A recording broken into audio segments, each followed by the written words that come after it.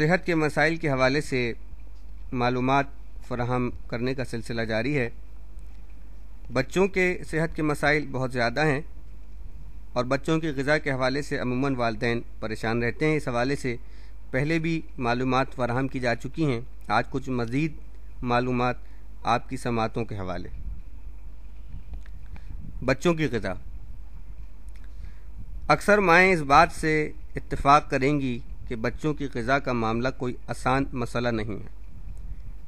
حقیقت یہ ہے کہ اس میں بہت صبر اور استقلال کی ضرورت ہوتی ہے۔ صرف ماں ہی وہ فرد ہے جو پیار و محبت سے اپنے بچے کی طبیعت اور پسند کو پہچان سکتی ہے، اور یہ جوہر ہر ایک ماں میں موجود ہوتے ہیں۔ ہم یہاں 2 سے 12 سال تک کے بچوں کی خوراک کے متعلق تذکرہ کریں گے۔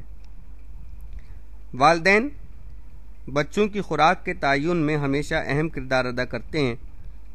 اس سلسلے میں انہیں خاندان کے دوسرے افراد کی مدد سے اپنے بچوں میں ٹھیک عادتیں پیدا کرنی ہوتی ہیں۔ بچوں کی خوراک کا مسئلہ ماؤں کے لیے خصوصاً بہت اہم ہوتا ہے، کیونکہ اسی پر بچوں کی صحیح نشو و نما اور پرورش کا دار و مدار ہوتا ہے۔ ایسی مائیں جو بہت سا وقت یہ سوچنے میں گزار دیتی ہیں کہ بچوں کو کیا کھلایا جائے اور کیسے کھلایا جائے، ان کے لیے کچھ باتیں جو اب ہم بتانے جا رہے ہیں نہایت کارآمد ثابت ہو سکتی ہیں۔ بچوں کو کیا کھلانا چاہیے؟ پہلی بات تو یہ ہے کہ بچوں کو مختلف اقسام کی چیزیں دینی چاہیے۔ بچوں کو ان کے وزن کے حساب سے نسبتاً زیادہ مقدار میں پروٹین، وٹامن، معدنی اجزاء اور توانائی کی ضرورت ہوتی ہے، جو ان کی پرورش اور نشو و نما میں ضروری ہوتی ہے۔ خوراک کا انتخاب کس طرح کیا جائے؟ بچوں کو صحیح خوراک مہیا کرنے کے لیے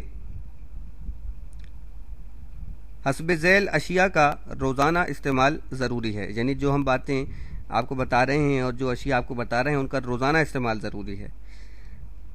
دودھ ہر کھانے کے ساتھ دینا چاہیے۔ اگر ممکن ہو سکے تو 3 سے 4 پیالی تک دودھ روزانہ بچوں کو استعمال کرنا چاہیے۔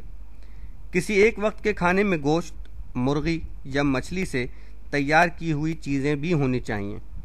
ان کی مقدار 2.5 چھٹانک سے 5 چھٹانک ہونی چاہیے۔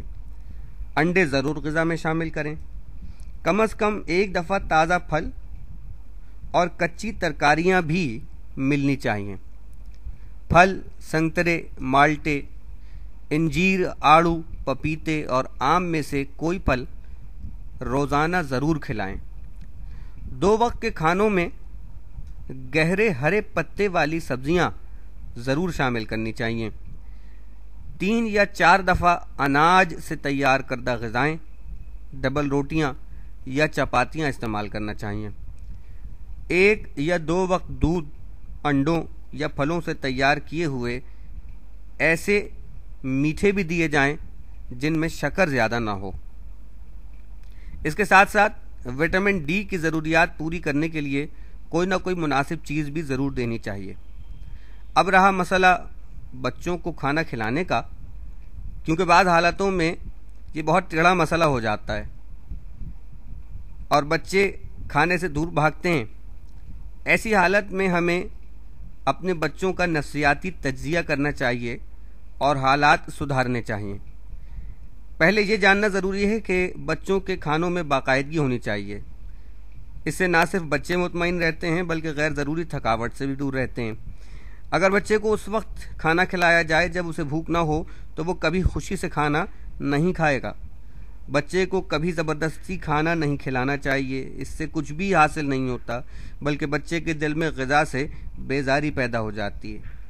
اگر آپ کا بچہ کسی دن دودھ نہ پیے تو پریشان نہ ہو اور دودھ کے بجائے دودھ سے بنی ہوئی کوئی اور مزیدار چیز جیسے آئس کریم یا پوڈنگ وغیرہ اسے کھلائیں۔ یوں بچہ بہت جلد اپنی پچھلی خوراک پر واپس آ جائے گا۔ ایک سوال جو اکثر مائیں سوچتی ہیں اور ان کو اس کا جواب نہیں ملتا کہ بچوں کو بھوک کیوں نہیں لگتی، آخر بچے کھانے سے اتنا دور کیوں بھاگتے ہیں۔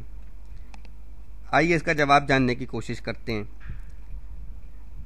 اکثر ماؤں کو یہ شکایت رہتی ہے کہ ان کے بچے کھانا نہیں کھاتے۔ زیادہ تر صورتوں میں اس کی وجہ خود ماں باپ ہوتے ہیں، جو انہیں بازار کی ٹافیاں، چپس اور بسکٹ کھانے کے لیے بار بار پیسے دے دیتے ہیں۔ ایک ٹافی کھانے کے بعد 1 گھنٹے کے لیے بچے کی بھوک ختم ہو جاتی ہے، اس لیے اگر یہ ٹافی کھانے سے پہلے کھائی گئی تو کھانے کے وقت بچہ کھانا نہیں کھائے گا یا چند نوالے کھا کر اٹھ جائے گا۔ کوشش کریں کہ بچوں کو بازار کی چیزیں کھانے سے روکیں یا ان کے لیے کھانے کے بعد کا وقت مقرر کریں۔